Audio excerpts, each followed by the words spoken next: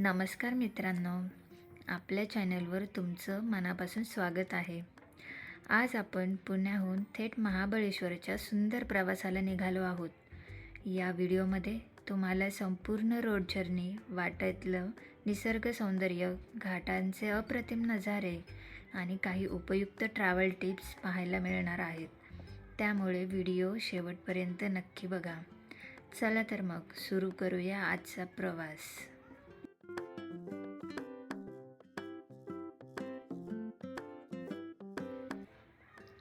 सकाळी आम्ही पुण्यातील नांदेड सिटीमधून महाबळेश्वरच्या दिशेने निघालो.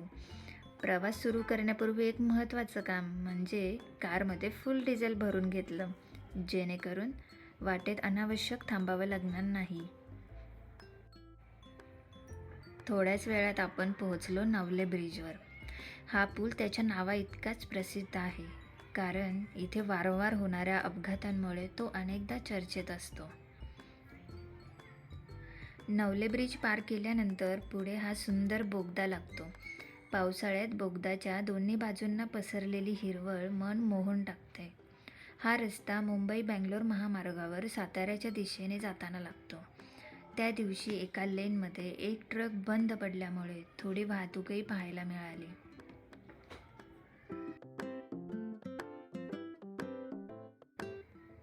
बोगदा पार केल्यानंतर पुढे टोल प्लाझा लागतो.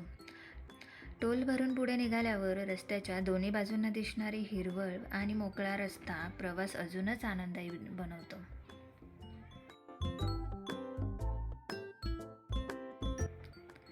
आता नाश्त्याची वेळ झाली होती, म्हणून आम्ही थांबलो कैलास भेळ येथे.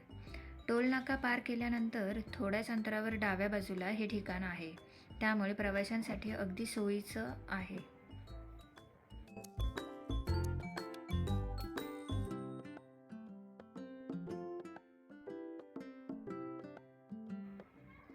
नाश्ता करून पुढे निघाल्यावर लागतो पारगाव खंडाळा घाट. लक्षात ठेवा, हा लोणावळ्याजवळचा खंडाळा घाट नाही, हा वेगळा घाट आहे.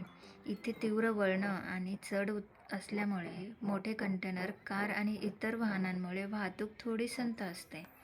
त्यामुळे या घाटात काळजीपूर्वक वाहन चालवणं खूप गरजेचं आहे.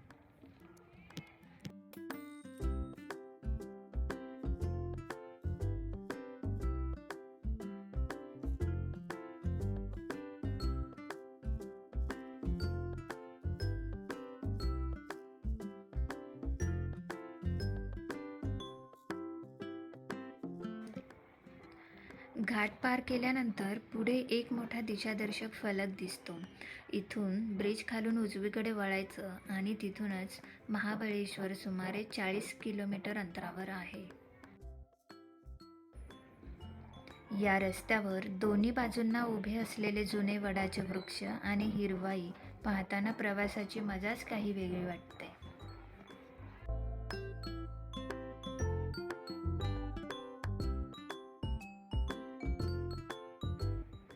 थोड्याच वेळात आपण पोहोचतो पसरणी घाटात.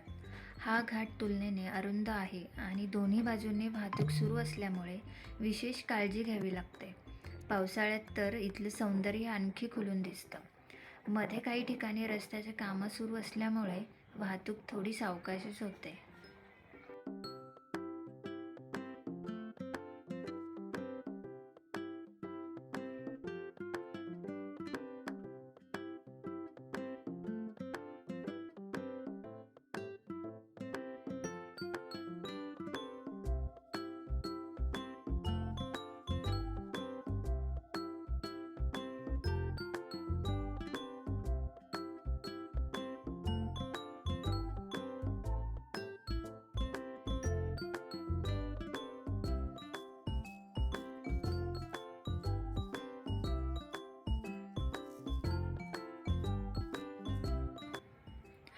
घाट पार केल्यानंतर आपण पोहोचतो पाचगणी टोल नाका येथे.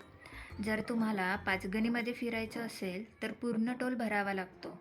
पण जर तुम्ही पाचगणी न थांबता थेट महाबळेश्वरला जाणार असाल तर टोल कर्मचाऱ्यांना तसं सांगून कमी शुल्काची पावती घेऊन पुढे जाऊ शकता. आम्हीही तेच केलं.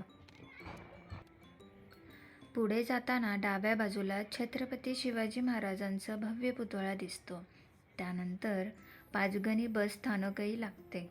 बसने येणाऱ्या पर्यटकांसाठी हे मुख्य ठिकाण आहे. बाहेर टॅक्सीही सहज उपलब्ध असतात. तसेच पुण्यातील स्वारगेट बस स्थानकावरून महाबळेश्वरसाठी थेट बस सेवाही उपलब्ध आहेत. आणि अखेर आपण महाबळेश्वरमध्ये प्रवेश करतो. इथलं वातावरण पूर्णपणे बदललेलं जाणवतं. दाट धुकं, थंड हवा आणि सतत पडणारा पाऊस यामुळे महाबळेश्वरचा अनुभव खूपच वेगळा असतो. जर तुम्ही पावसाळ्यात येणार असाल तर रेनकोट, छत्री आणि हलका स्वेटर नक्की सोबत ठेवा, कारण इथलं तापमान इतर शहरांच्या तुलनेत कमी असतं. पावसाळ्यात अनेकदा इतकं धुकं असतं की दूरचे व्ह्यू पॉईंट्सही स्पष्ट दिसत नाहीत. त्यामुळे या ऋतूमध्ये प्रामुख्याने निसर्ग, थंड वातावरण आणि शांतता याचा आनंद घेण्यासाठी इथे येणं हा सर्वोत्तम पर्याय आहे. विला किंवा हॉटेलमध्ये राहून सकाळच्या धुक्यात हरवलेला नजारा अनुभवणं ही एक वेगळीच मजा आहे.